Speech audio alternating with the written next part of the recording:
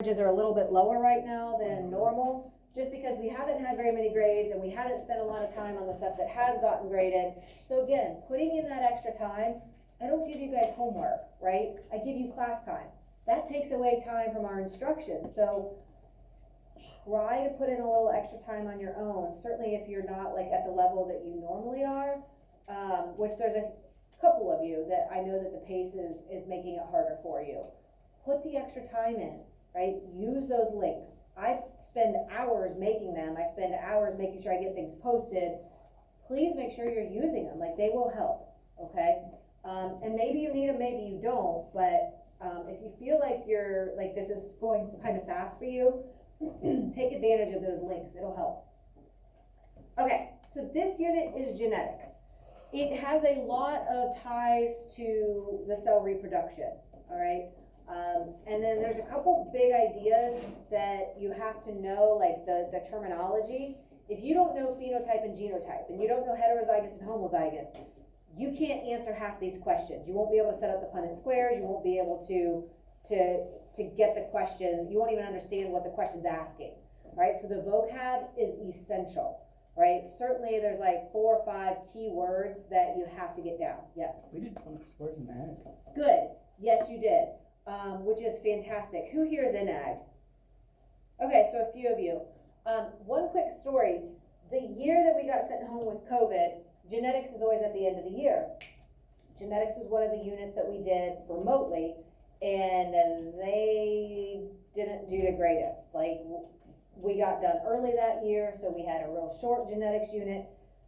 They did not get very, they didn't do very good with the Punnett squares.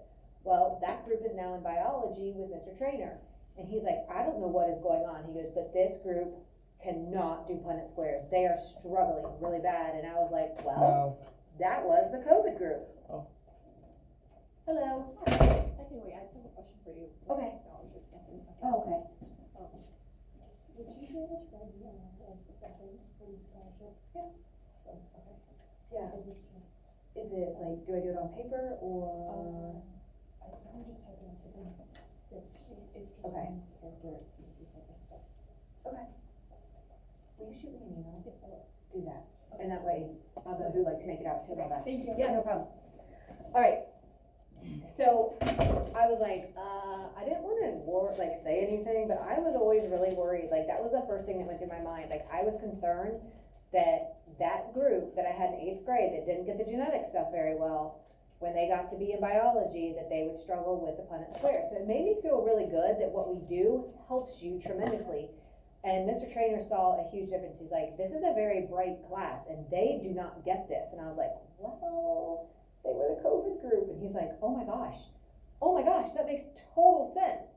And so they finally got it, but it took like an extra like week or so of more practice and like really trying to like help them get it. But he's like, it was shocking how confusing and hard it was for them because they didn't have it in 8th grade. So again, made me feel really good that what we do really helps. So not only is it good for this year, for your state test, but it sets you up so that when you get to biology, which you all have to take, it's gonna really help, all right? Like I said, they're a very, very smart group. And I was worried, like I was like, I think, if you don't have the introduction to it, it's confusing, all right? So we're getting the introduction this year, so it is helpful. Okay, so we know that every human body cell has 23 pairs or 46 total chromosomes, right? And those are in the nucleus of our cells. And each chromosome has a single strand of DNA, and that's gonna carry the code for a couple thousand genes. And you're like, what are genes? Like the pants that you wear? No, right? We'll get to what genes are here in a second. It is one of your vocab terms. And so your genes are a code that's made up of many pairs of these base proteins, and they make up what we call our DNA, or deoxyribonucleic acid. We really don't get into, like, you're not gonna really be tested on like what makes up a DNA molecule. I'm gonna cover it quickly and briefly just so you kind of know, because sometimes that helps people like piece it together. But just understand that your chromosomes are made of DNA, and your DNA has these codes on them that are the genes that basically determine every single trait that we have, okay? Here's something that's kind of interesting. 99% of human DNA is the same. So all of us in here have very similar DNA. It's the 1% of our DNA that makes us all unique and different, all right? So think about it. We all have the same general organs. We have, you know what I mean? There's so many features of humans that are the same. And so it takes like 99% of our DNA to determine that. And then it's just that 1% that helps make us unique.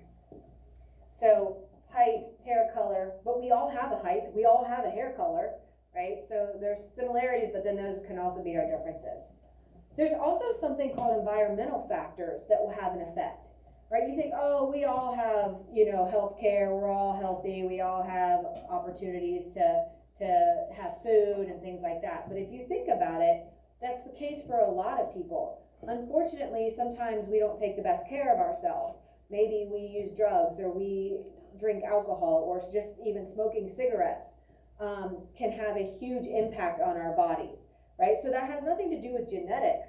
That has to do with choices we make. Maybe we don't exercise, right? So there's different things that can impact and affect what we look like. These are identical twins. Which one do you think took better care of herself? What do you think? What do you think, Brandon? Definitely, right? They're the same age because they're twins. She looks so much older, right? She has a lot more wrinkles. Her teeth have not been taken care of. Sometimes it's not by choice. Sometimes it's nutrition. There have been studies where like twins are separated at birth, and like one didn't receive health care and proper nutrition and one did. And there's big physical differences between the two, even though they're identical twins and they should look physically the same. Yes? That one could pass as that one's mom. Almost, right? Yeah, I know. It's a little scary. But choices we make can definitely have a huge impact on our appearance. So not all of our appearance is genetically based. So just kind of keep that in mind too. Okay, so just again, kind of so you can have the overview of what's going on. We have a cell. Within the cell, we have the nucleus. Within the nucleus, we have the condensed chromosome, where it kind of looks like that X, right? Typically, it's like that X. And then within that chromosome, we have these big old long strands of DNA molecules. Uh-oh, I just clicked it. It's going to go to the weird. Okay. Maybe. So this is our DNA strand, and then a section of that DNA is called a gene. Okay, so it's not a pair of genes or anything like that. We call it, it's spelled differently. This is a section of the DNA. So maybe this section codes for hair color and eye color. All right, maybe this section is for skin tone and like, is your hair curly or straight? Right, so each section has like different things that it codes for. So, why everything's so delayed. I get impatient and then I click too much. So the nucleus of every human cell has about 24,000 genes. All right, so those sections, 24,000 of those sections. And a complete set of those genes is called a genome. So you kind of see the word gene in the word genome. So that's another vocab term. It's basically all of your genes for that organism. Okay, all the genes that make up who and what that organism is. So far, we have mapped about 92% of all the genes in a human body. So basically, we know about where 92% of the genes are that code for all the different things that make us up. So, you know, like I said, height, hair color, eye color, skin tone. Do you have freckles? Do you not have freckles?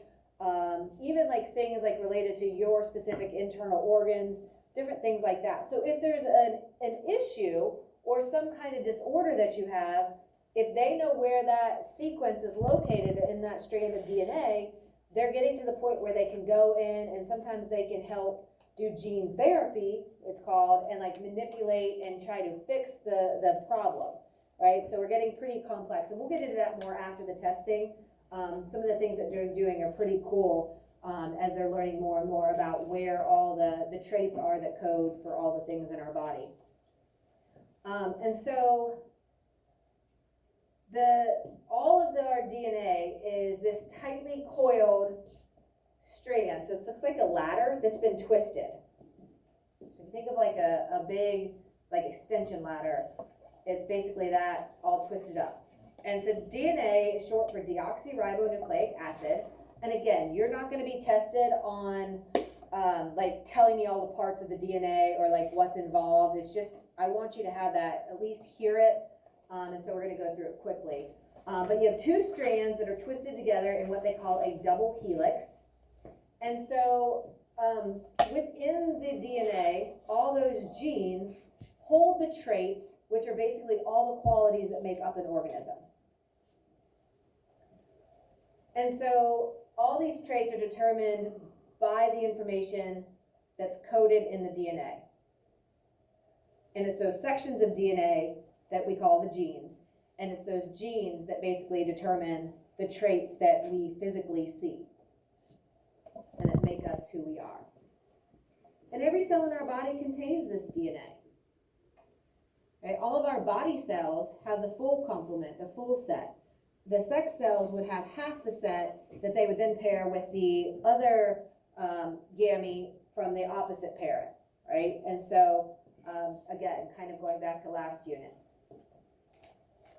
And so it's kind of like coding with computers where it's binary and you have like zeros and ones to basically write your computer code. Well, we have the same kind of thing here, but there's actually four letters or two sets of base pairs, and we'll look at what that looks like in a minute. But James Watson and Francis Crick made the discovery of what DNA looked like in the early 1950s. And so they say it looks like a twisted ladder, where the sides or the sides of the ladder are these sugar phosphate molecules, and then the steps or the rungs of it are like nitrogen bases. And so before a cell divides, the DNA kind of unzips, right? It unzips in the middle, and then it's going to duplicate itself because another pair is going to join up because only certain of the nitrogen bases will pair up with each other. So I'll show you what that looks like here in just a second. And again, I'm going quickly because this isn't something that's going to be tested, and it's really just more to help get you prepared for biology, giving you that kind of that base foundation. So at least it sounds familiar when you get there. So here's the nitrogen bases. Adenine and thymine always pair together. A and T go together. And I always remember because those are my initials, Amy Tobin. And then my best friend, her name was Gloria Clark. So we had GC. So it's kind of stupid, but that's how I always remember. These two will always pair up, and these two will always pair up. So you have your sugar phosphate sides, which they're showing in yellow. And then you see the adenine paired up with thymine. And then you see the cytosine paired up with the guanine. And so when this unzips up the middle, then one side, if you have the A over here, then the T will have to match over here. And then it reconnects, and you have two identical strands that are just kind of reversed. And so that's the process that happens every single time a cell divides. And so that replication process is very intricate. It's easy to see why mistakes can happen during that process, right? Because this whole strand for every single chromosome has to unwind and has to unzip and then has to recreate and duplicate itself. Sounds like a simple process, but it's very intensive. All right, so you can see here too, a lot of times they'll use the letter A, T, C, G. So you see that. It's always an A and a T, and it's always a G and a C, okay? And so again, just kind of showing, here's the cell, here's all of the chromosomes, so we call that the genome where it has all the DNA. And then within the DNA, it's made into these chromosomes that then unwind into the DNA, and then here's what the DNA itself kind of looks like. Again, don't panic. That's not going to be something that you get tested on, just so you have an idea of kind of what it looks like. Again, the genes are sections of DNA. So here's my DNA, my double helix, all of my code. So just like computer code, the order and the sequencing is what makes like the organism have that specific trait. So, you know, we all have these options, the C and the G going together and the A and the T, but do you get AT, AT, AT, AT, CG, or do you get CG, CG, CG, AT? Like the order is what makes the difference. Kind of like coding, right? You change up the order, add a 0 where there was a 1, and it can totally change the program, okay? And so genes are what are gonna contain the instructions for making proteins, and it's those proteins that basically run our whole body and get things kind of going the way they need to go, doing what they need to do, okay? And so genes have different forms. This is probably the weirdest word you will hear this year. How do you think you say that? What do you think? Alleles, alleles. It's actually alleles. Alleles. Very weird. I usually get that. What's that weird one? The alleles or the alleles, right? Get all kinds of crazy options. But different forms of the same trait are called alleles. So the trait is, let's say, hair color. Well, you have a couple options. You have black, you have brown, you have blonde, you have red, right, or orange, right? So you have different versions of that trait. So those different alleles are the different versions, basically. Okay, so that's kind of the structure of DNA and kind of what's going on. Now here's what it helps us do and what it really means. We're going to look at how traits get passed down from one generation to the other.